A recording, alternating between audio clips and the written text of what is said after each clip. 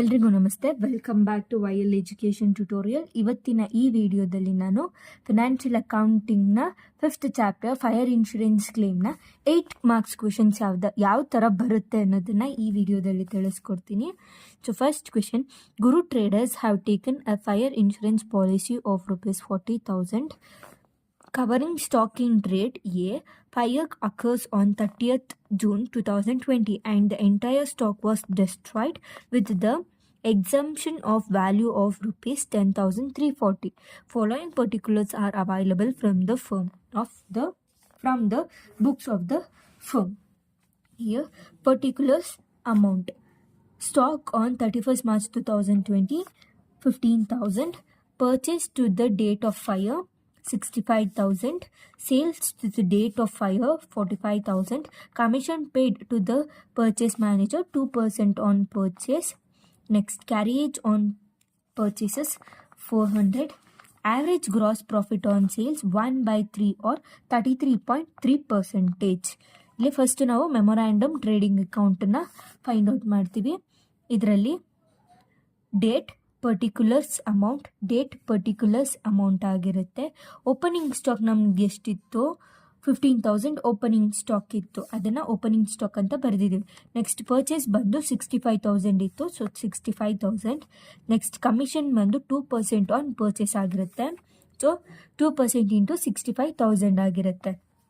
Next to carriage on purchase ಎಷ್ಟಿತ್ತು? 4,000 ಇತ್ತು, so ಆ 4,000ನ ಇಲ್ಲಿ ನಾವು 400ನ ಇಲ್ಲಿ ನಾವು ಹಾಕ್ತೀವಿ.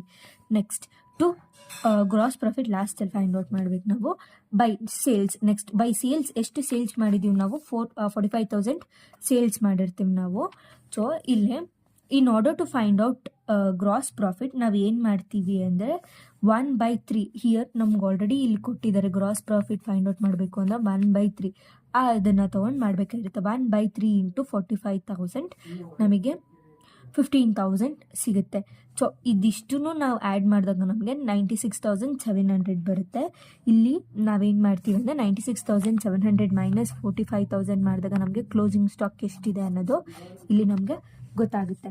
ನೆಕ್ಸ್ಟ್ ಸ್ಟೆಪ್ಪಲ್ಲಿ ನಾವೇನು ಮಾಡಬೇಕು ಅಂದರೆ we need to calculate the amount of actual loss. ಎಷ್ಟು ಆ್ಯಕ್ಚುಯಲ್ ಲಾಸ್ ಆಗಿದೆ ಅನ್ನೋದನ್ನು ಫೈಂಡ್ ಔಟ್ ಮಾಡಬೇಕು. ಸೊ ಕ್ಲೋಸಿಂಗ್ ಸ್ಟಾಕ್ ಬಂದು 51,700 ಆಗಿರುತ್ತೆ.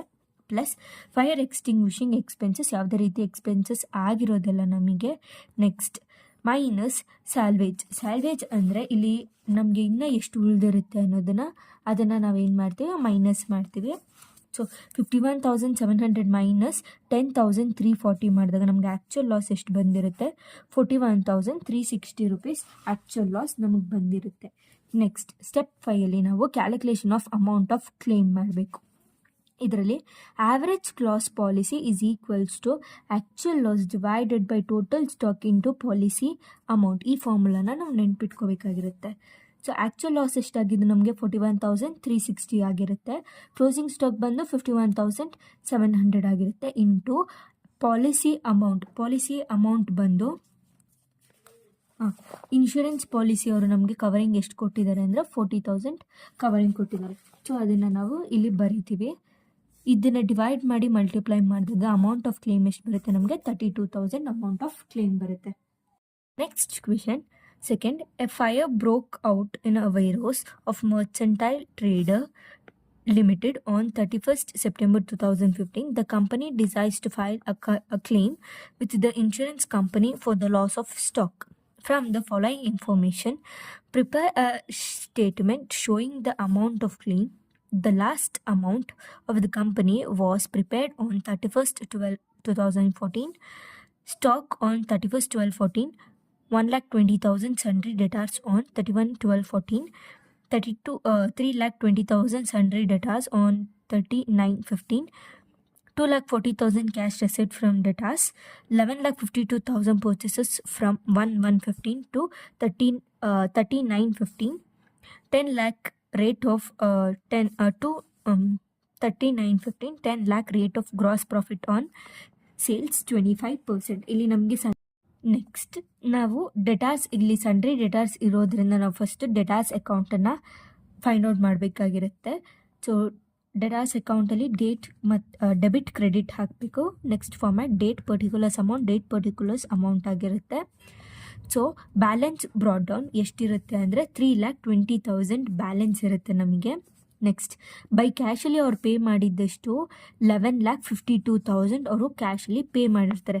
ಅದನ್ನು ಇಲ್ಲಿ ನಾವು ಹಾಕ್ತೀವಿ 11,52,000 ಅಂತ. ನೆಕ್ಸ್ಟ್ ಬ್ಯಾಲೆನ್ಸ್ ಕ್ಯಾರಿ ಡೌನ್ ಎಷ್ಟಾಗಿದೆ ಅಂದರೆ ಇಲ್ಲಿ ಇಷ್ಟು ಬ್ಯಾಲೆನ್ಸ್ ಕ್ಯಾರಿ ಡೌನ್ ಆಗಿರುತ್ತೆ. 2,40,000 ಬ್ಯಾಲೆನ್ಸ್ ಕ್ಯಾರಿ ಡೌನ್ ಆಗಿರುತ್ತೆ. ಬೈ ಕ್ರೆಡಿಟ್ ಸೇಲ್ಸ್ ಎಷ್ಟು ಅಂದರೆ ಇವೆರಡೂ ಆ್ಯಡ್ ಮಾಡಿದಾಗ ನಮಗೆ 13,92,000 ಬರುತ್ತೆ. 13,92,000ನ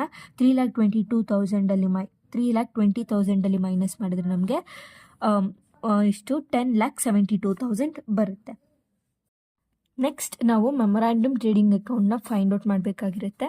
same format debit credit date particulars amount to opening stock ಎಷ್ಟಿರುತ್ತೆ ಅಂದರೆ ನಮಗೆ stock on 31/12/14 will have 1,20,000 as stock ಇರುತ್ತೆ. ಸೊ ಇಲ್ಲಿ ನಾವು ಓಪನಿಂಗ್ ಸ್ಟಾಕ್ 1,20,000 ಅಂತ ಹಾಕ್ತೀವಿ. ಬೈ ಸೇಲ್ಸ್ ಕ್ರೆಡಿಟ್ ಸೇಲ್ಸ್ ನಮಗೆ ಎಷ್ಟು ಬಂದಿದೆ 10,72,000. ಆ 10,72,000ನ ನಾವು ಇಲ್ಲಿ ಹಾಕ್ತೀವಿ. ನೆಕ್ಸ್ಟ್ ಟು ಪರ್ಚೇಸಸ್, ಇಲ್ಲಿ ನಮಗೆ ಪರ್ಚೇಸಸ್ ಎಷ್ಟು ಕೊಟ್ಟಿದ್ದಾರೆ 1 lakh ಪರ್ಚೇಸ್ ಕೊಟ್ಟಿದ್ದಾರೆ.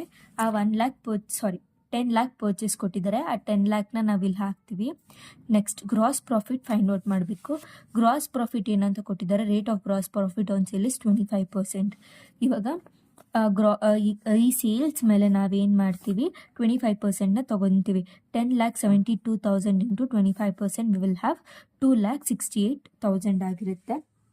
ಇವಿಷ್ಟನ್ನು ನಾವು ಆ್ಯಡ್ ಮಾಡಿದಾಗ ನಮಗೆ 13,68,000 ಸಿಗುತ್ತೆ. 13,68,000 ಮೈನಸ್ 10,72,000 ಮಾಡಿದಾಗ ನಮಗೆ 3,16,000 ಸಿಗುತ್ತೆ ನಮಗೆ. ನೆಕ್ಸ್ಟ್ ಕ್ಯಾಲ್ಕುಲೇಷನ್ ಆಫ್ ಆ್ಯಕ್ಚುಯಲ್ ಲಾಸ್ನ ನಾವು ಫೈಂಡ್ ಔಟ್ ಮಾಡಬೇಕಾಗಿರುತ್ತೆ. ಸೊ ಅದಕ್ಕೆ ಕ್ಲೋಸಿಂಗ್ ಸ್ಟಾಕ್ ಎಷ್ಟಿದೆ ನಮಗೆ 3,16,000 ಕ್ಲೋಸಿಂಗ್ ಸ್ಟಾಕ್ ಇದೆ. ಇಲ್ಲಿ ನಮ್ಗೆ ಯಾವುದೇ ರೀತಿ ಸ್ಯಾಲ್ವೇಜ್ ಕೂಡ ಇಲ್ಲ, ಫೈರ್ ಎಕ್ಸ್ಟಿಂಗ್ವಿಷಿಂಗ್ ಎಕ್ಸ್ಪೆನ್ಸಸ್ ಕೂಡ ಇರಲ್ಲ. So last step amount of claim ಎಷ್ಟಿರುತ್ತೆ ನಮಗೆ 3,16,000 ಅಮೌಂಟ್ ಆಫ್ ಕ್ಲೇಮ್ ಇರುತ್ತೆ. ನಾವಿಲ್ಲಿ ಅಮೌಂಟ್ ಆಫ್ ಕ್ಲೇಮಲ್ಲೆಲ್ಲ ಏನಕ್ಕೆ ಫಾರ್ಮುಲಾ ಯೂಸ್ ಮಾಡಿಲ್ಲ ಅಂದರೆ ಇಲ್ಲಿ ನಮಗೆ ಕ್ವೆಶನ್ನಲ್ಲಿ ಯಾವುದೇ ರೀತಿ ಪಾಲಿಸಿ ಅಮೌಂಟ್ ಕೊಟ್ಟಿಲ್ಲ. ಸೊ ಅದಕ್ಕೋಸ್ಕರ ನಾವೇನು ಮಾಡ್ತೀವಿ, ಇಲ್ಲಿ ಯಾವುದೇ ರೀತಿ ಫಾರ್ಮುಲಾ ತೊಗೊಂಡು ಅಮೌಂಟನ್ನು ಕ್ಲೇಮ್ ಮಾಡೋದಕ್ಕೆ ಆಗೋಲ್ಲ. ಸೊ ಆ್ಯಕ್ಚುಯಲ್ ಲಾಸ್ ಎಷ್ಟಿರುತ್ತೋ ಅದೇ ಅಮೌಂಟ್ ಆಫ್ ಕ್ಲೇಮ್ ಕೂಡ ಆಗಿರುತ್ತೆ. ಈ ವಿಡಿಯೋ ಏನಾದರೂ ನಿಮಗೆ ಇನ್ಫಾರ್ಮೇಟಿವ್ ಅನಿಸಿದ್ರೆ ಲೈಕ್, ಶೇರ್, ಕಮೆಂಟ್ ಹಾಗೂ ಸಬ್ಸ್ಕ್ರೈಬ್ ಮಾಡಿ. Thank you.